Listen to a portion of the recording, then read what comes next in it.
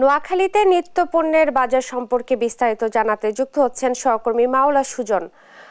সুজন, মাছ মাংসের বাজার কেমন দেখছেন সেখানে জানাবেন। ইশরাত, আমি এখন দাঁড়িয়ে আছি নোয়াখালী শহরের একমাত্র বাজার, যে নোয়াখালী পৌর বাজার নামে যেটি স্থানীয়ভাবে পরিচিত, সেই বাজারে।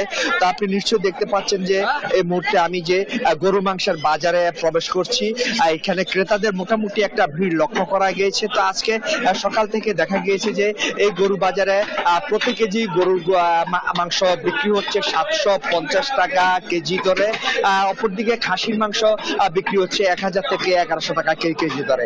তা আসলে এটি ক্রেতাদের সাথে কথা বলে যেদিন জানতে পেরেছি যে গরু মাংস কেনাটা এখন ক্রেতাদের কাছে একটা বিলাসিতা বলে মনে হচ্ছে, কেননা তারা বলছে যে 750 টাকা বা 800 টাকা কেজি দরে গরুর মাংস খাওয়ার মতো যে অ্যাবিলিটি থাকার কথা দেশের মানুষের, এখন সেই মুহূর্তে সেই অ্যাবিলিটি দেশের মানুষের নেই বলে তারা জানিয়েছেন। বিশেষ করে নিম্ন শ্রেণী এবং মধ্যবিত্ত শ্রেণী যারা রয়েছেন তারা জানিয়েছেন যে এত 750 টাকা এবং 800 টাকা কেজি দরে গরুর মাংস খাওয়াটা তাদের পক্ষে একটি অসম্ভব হয়ে দাঁড়িয়েছে। এটি এখন উচ্চবিত্ত এবং উচ্চবিত্তের চাইতে যারা বিত্তশালী রয়েছে তাদের পণ্য হিসেবে গণ্য হচ্ছে। অপরদিকে খাসির মাংসের বাজারও একই পরিস্থিতি। তো আমি এখন গরুর মাংসের বাজার নিয়ে একজন ক্রেতার সাথে কথা বলবো যে আপনি গরুর মাংসের বাজার কত করে দেখছেন এবং যে দাম রয়েছে এটা কি আসলে সাধারণ মানুষের নাগালের ভিতরে কিনা? এখন বাজারে গরুর মাংসের দাম চলছে 750 টাকা করে।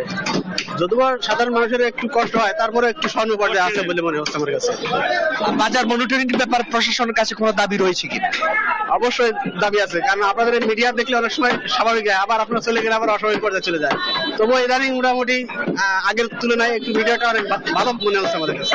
ধন্যবাদ আপনাকে। তিনি যেমনটি বলছিলেন যে প্রশাসনের কাছে বাজার মনিটরিং এর একটি তিনি দাবি জানিয়েছেন। তো আমি এখন চলে যাব মাছ বাজারে। আসলে আপনাকে এই মাছ বাজার সম্পর্কে একটি তথ্য জানাতে হচ্ছে যে সেটি হচ্ছে যে নোয়াখালীতে বন্যার পর থেকে মাছের বাজার যে অস্থিতিশীলতা বিরাজ করছে সেটি এখনো বিদ্যমান রয়েছে। তো কারণ হিসেবে যারা খুচরা মাছ বিক্রেতা আছেন তারা জানিয়েছেন যে বন্যায় নোয়াখালীতে যে মৎস্য খাতে ব্যাপক ক্ষতি হয়েছে। এতে নোয়াখালীর প্রত্যন্ত অঞ্চলে বিশেষ করে চরাঞ্চলের যে মৎস্য খাতে প্রায় 616 কোটি টাকার মতো ক্ষতি হয়েছে। তো এই ক্ষতি পুষিয়ে নেওয়া এখনো চাষিদের পক্ষে সম্ভব হচ্ছে না। তথাপি এই একটি প্রভাব খামারিদের উপরে পড়েছে। খামারিরা জানিয়েছেন যে আসলে তারা যে বন্যার পর তিন দফায় ব্যাপক ক্ষতি হয়েছে, সে ক্ষতি পুষিয়ে তারা আবার যে নবোদ্যমে তারা যে মাছ চাষে ফিরে এসেছেন, কিন্তু সেই মাছ এখনো বাজারে আসার মতো পরিস্থিতি না হয়, সে মাছ বাজার না আসে, স্থানীয়ভাবে এটি একটি প্রভাব মাছ বাজার পড়ছে। অপরদিকে সাতক্ষীরা এবং খুলনা থেকে যে মাছের যে বাজার আসার কথা সেটি আসলে যে না হয় যে একটি প্রভাব পড়ছে বাজারে। এ হচ্ছে নোয়াখালী থেকে বাজার পরিস্থিতি আমার কাছে সর্বশেষ। ইশরাত, ধন্যবাদ আপনাকে। নোয়াখালী থেকে মাছ মাংসের বাজার পরিস্থিতি নিয়ে বলছিলেন সহকর্মী মাওলা সুজন।